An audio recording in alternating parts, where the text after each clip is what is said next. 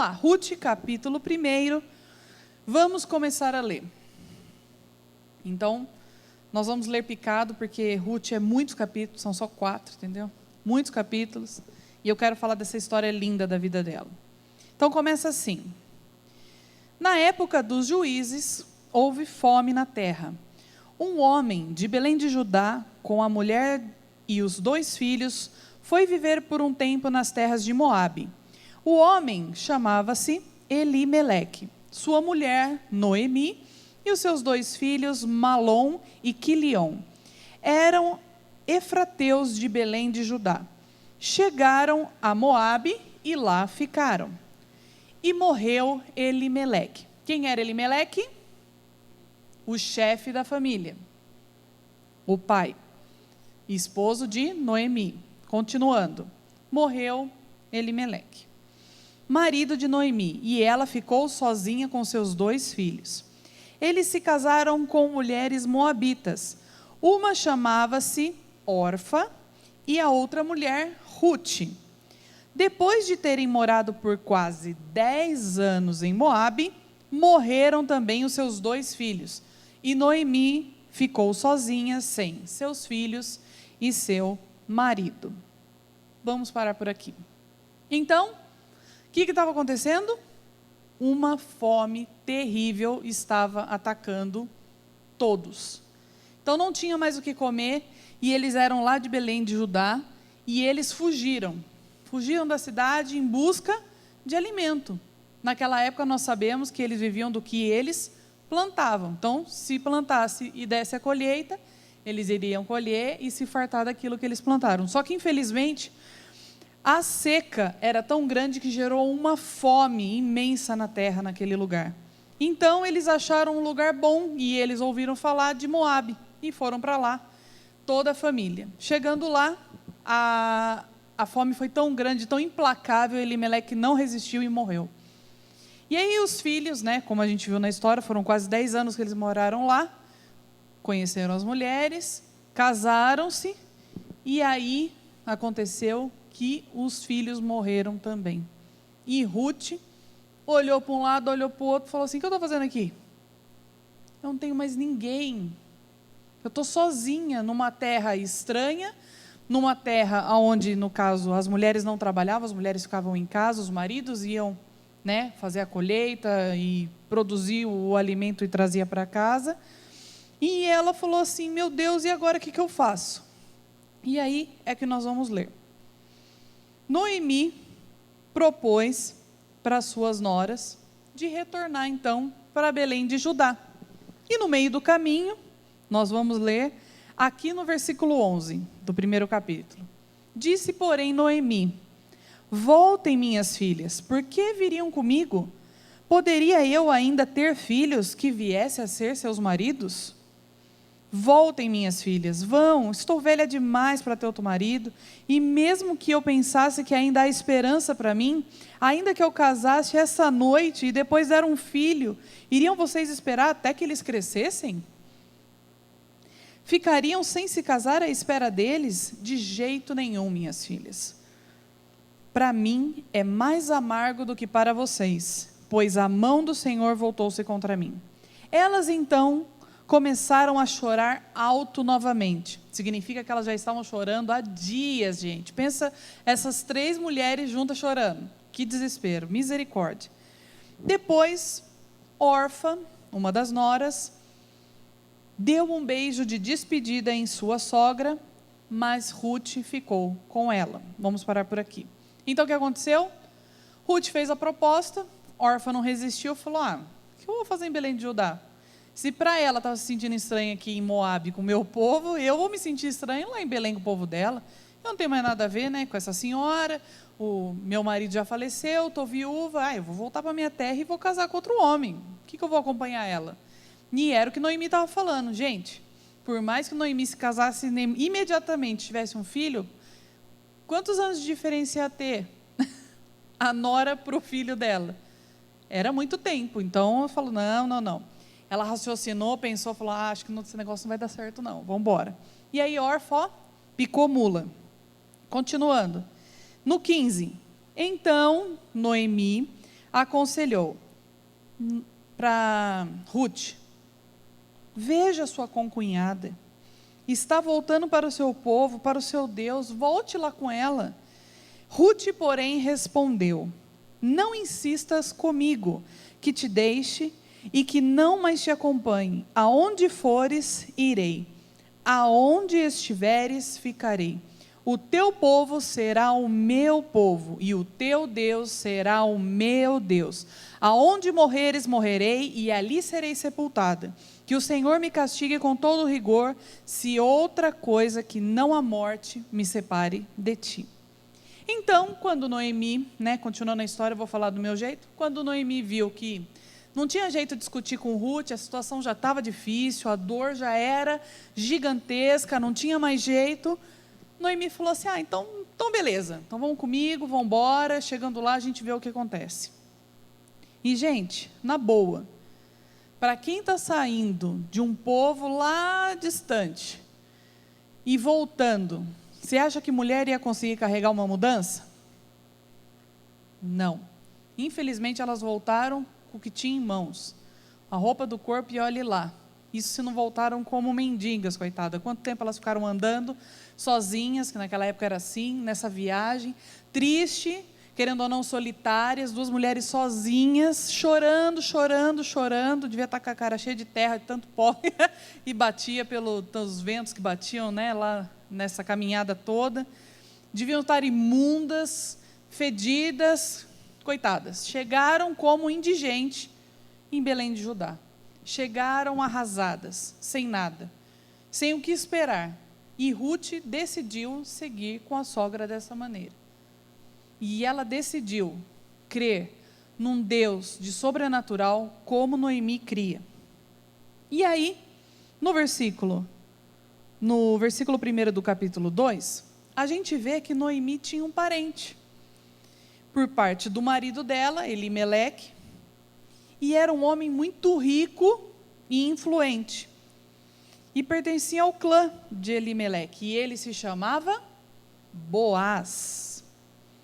E Ruth, a moabita, que era a nora, falou para Noemi: vou recolher espigas lá no campo daquele homem, se ele me permitir. Opa, surgiu uma luz. Ruth foi inteligente, ela viu que o homem era parente, tinha dinheiro e muito melhor que isso, tinha uma fazenda gigantesca com pasto, show de bola, entendeu? Cheio de coisa para fazer, para trabalhar, e ela falou: vou correr atrás, vou batalhar nisso, vou lá, vou ver se ele deixar. Falou: Noemi, fica sussa aí, porque fome nós não vamos passar, alguma coisa eu vou fazer, vai acontecer e vou correr atrás para a gente, fica tranquilo.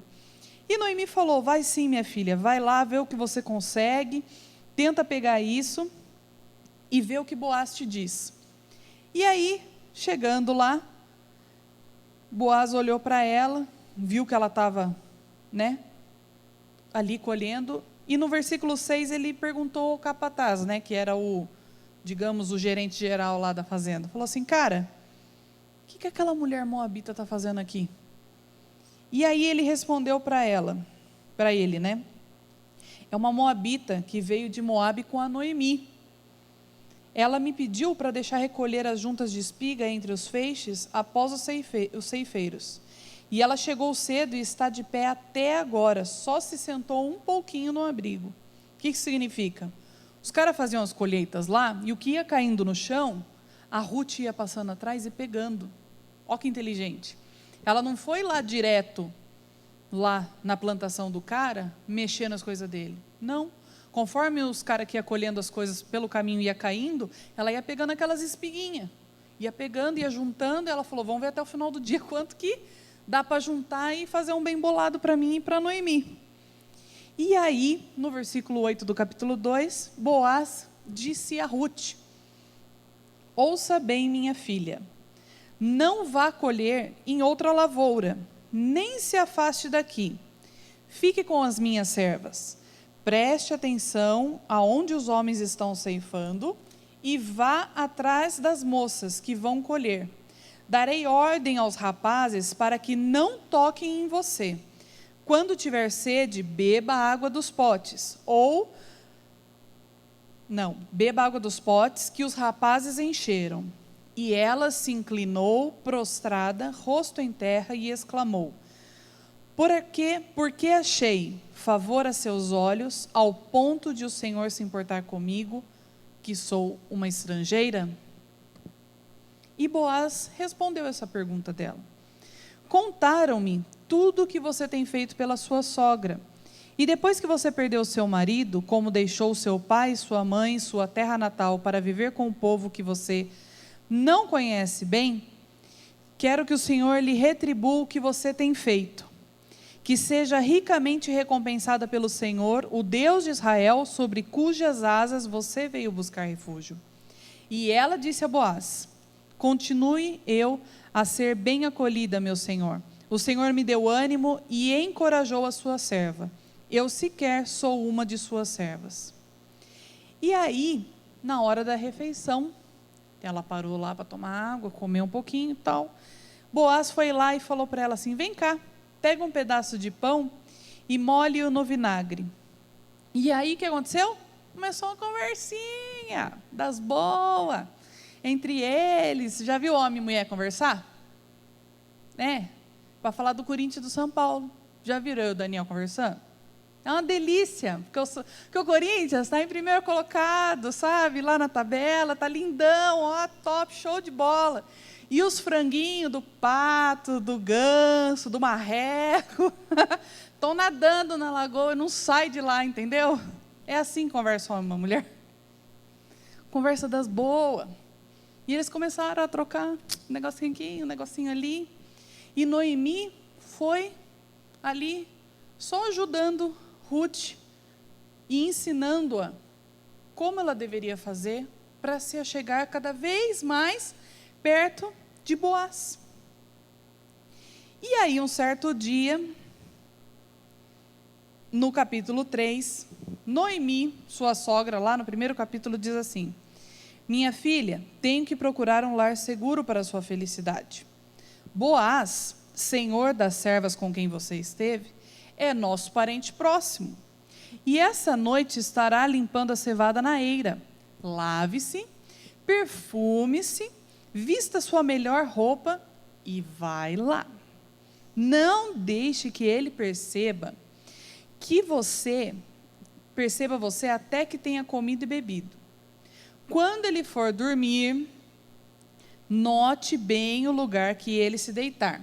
Então vá, descubra os pés dele e deite-se, e lhe dirá o que fazer. Respondeu Ruth: farei tudo o que você está me dizendo.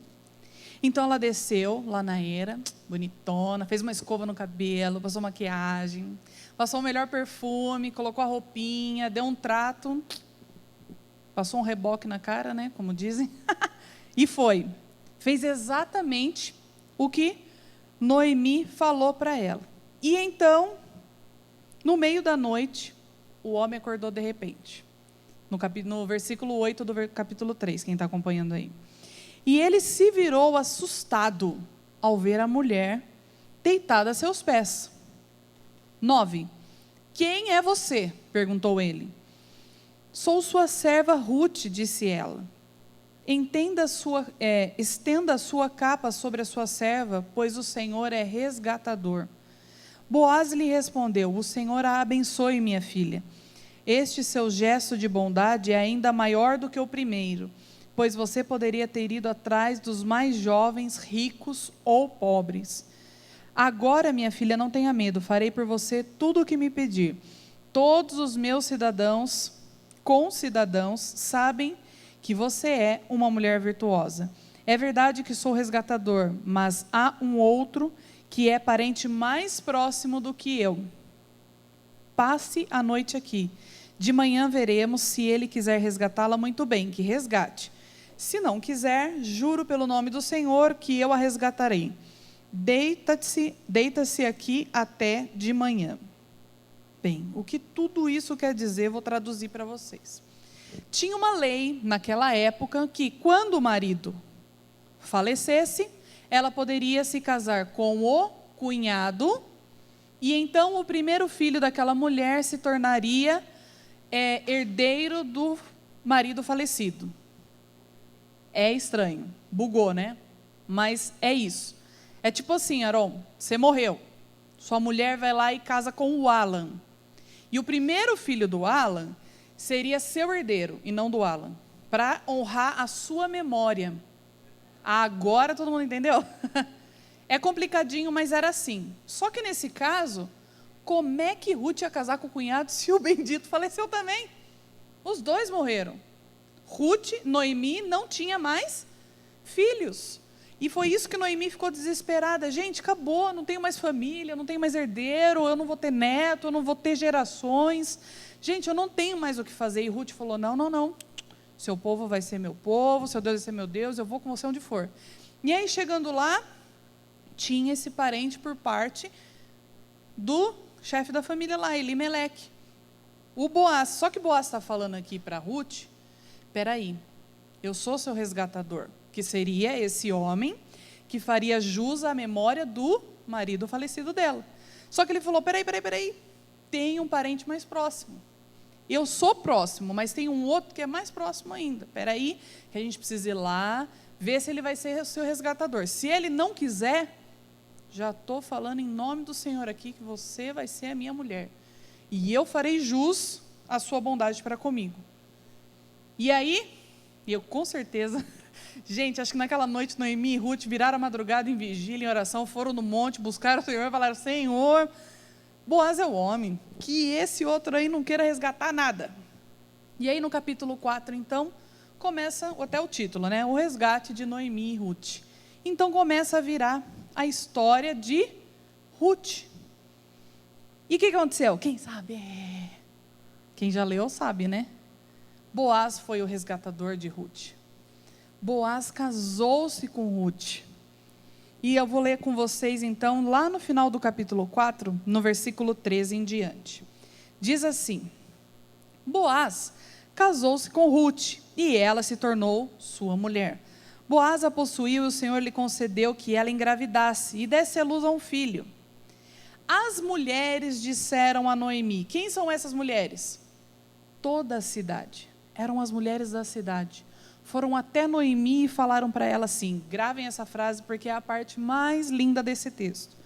Louvado seja o Senhor, que hoje não a deixou sem resgatador.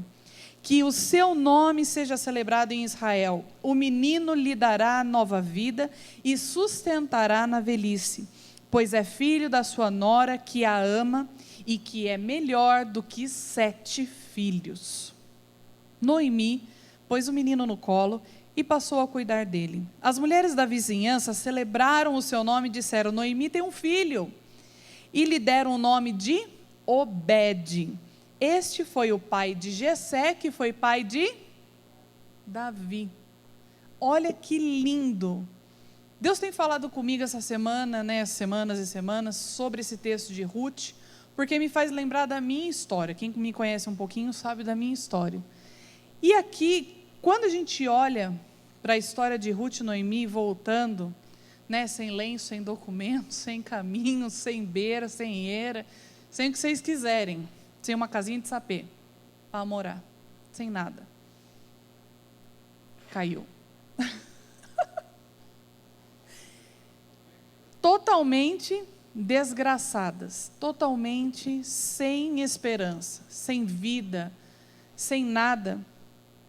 Nós que temos um Deus poderoso, de milagres, que a gente espera, deseja e anseia por tudo aquilo que tem de promessa na Bíblia, Noemi tinha essas promessas, através do Pentateuco, né, que era o que eles seguiam naquela época. E ela tinha essas promessas, que vinha de Abraão e foram passando de geração em geração, e ela falava, Senhor, eu não estou entendendo nada. Saímos da nossa terra, fomos buscar alimento para a nossa família numa terra distante, uma terra desconhecida, moabitas. Nossos filhos se casaram com as moabitas, e aí morreu todo mundo e eu fiquei sozinha. O que aconteceu? Voltaram para Belém depois, aí Noemi voltou só com uma nora e falou assim, Senhor, não temos onde morar, vamos viver de favor, como será? Vamos passar fome, o que vai ser da nossa vida? E Deus começa a resgatar um sonho no coração de Noemi. o sonho de uma família, um sonho de novamente ter herdeiros, novamente ter alegria, novamente ter tudo o que tinha de promessa para a vida dela. E a promessa foi tão grande que chegou até Davi, né? É a geração, é uma linhagem. E aí a gente olha para as nossas vidas, vocês que estão na época de sonhar, né, os dois, vamos orar, que hoje os dois estão fazendo 3 anos de namoro, que lindo, está chegando a hora de noivar e casar, não pode demorar muito, o crente não espera, mas é isso, um sonho, uma família, os dois também, um sonho, uma família, uma esperança que a gente não vê chegar, uma esperança que parece que está tão distante. Eu lembro quando eu e o Dani, nós orávamos tanto e falávamos assim, Senhor, mas não tem nem R$1 para fazer um convite, nem para os nossos pais, quanto mais para todo mundo que a gente quer convidar. Deus, não tem nem R$1, onde que nós vamos morar? Com sogro e sogra? Não, gente, pelo amor de Deus, isso não pode acontecer, só em última hipótese. E eu e o Dani começamos a orar, falar, Senhor, o milagre tem que vir de algum canto, porque as promessas do Senhor são para mim, são para vocês, são para todos, aquele que crê. Todos aqueles que entregaram a vida a Jesus têm uma promessa de bênção, de prosperidade, de vida em abundância, e nós não estamos vivendo por quê? Pensa Noemi e Ruth pensando, acho que Ruth estava aprendendo com Noemi, né? Acho que conforme a Noemi ia orando, Ruth falava, nossa, o que ela está falando tanto, meu Deus do céu. Se for igual eu, né, amor, que fala bastante, socorro. Acho que Ruth ficava prestando atenção em cada palavra que Noemi falava, e ela foi aprendendo, e no entanto, ela alcançou tanto honra quanto Noemi alcançou. Lá em Salmos 37, 5, a palavra de Davi diz, entrega o teu caminho ao Senhor, confia nele e o mais ele fará. Aqui Noemi e Ruth completamente entregaram o caminho ao Senhor. Falaram, Deus, nós só sabemos um caminho, chegar até Belém lá, Judá, voltar ao nosso povo. O resto, eu não sei mais o que fazer. Ruth viu outro caminho. Chegou lá em Belém junto, chegando lá, ela conseguiu avistar o quê? Os caminhos que iam caindo, aquelas migalhas, vamos dizer assim. E aquelas migalhas a sustentaram por tanto tempo, até que o dono daquele lugar viu e teve uns olhos diferentes sobre a vida de Ruth. Será que às vezes nós estamos olhando ao nosso redor e a gente quer alcançar já lá em cima, o topo da escada, e estamos esquecendo de olhar o que está aqui, já ao nosso redor, às nossas voltas? Queremos alcançar algo tão grande, e que para nós aquilo que é migalha, já seria o suficiente para a gente aprender a como começar a viver o milagre do Senhor, a começar a viver aquilo que Deus tem de maior para as nossas vidas. Às vezes a gente está tão focado em querer enxergar lá longe, e o que está tão pertinho a gente não está vendo.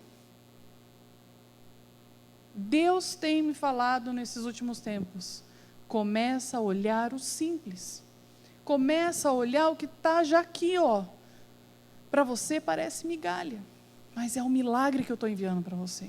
Para você parece o nada, mas é um sustento que eu vou trazer para a sua vida. Para você parece algo que caiu no chão, está sujo, sei lá se alguém pisou em cima, que nojento.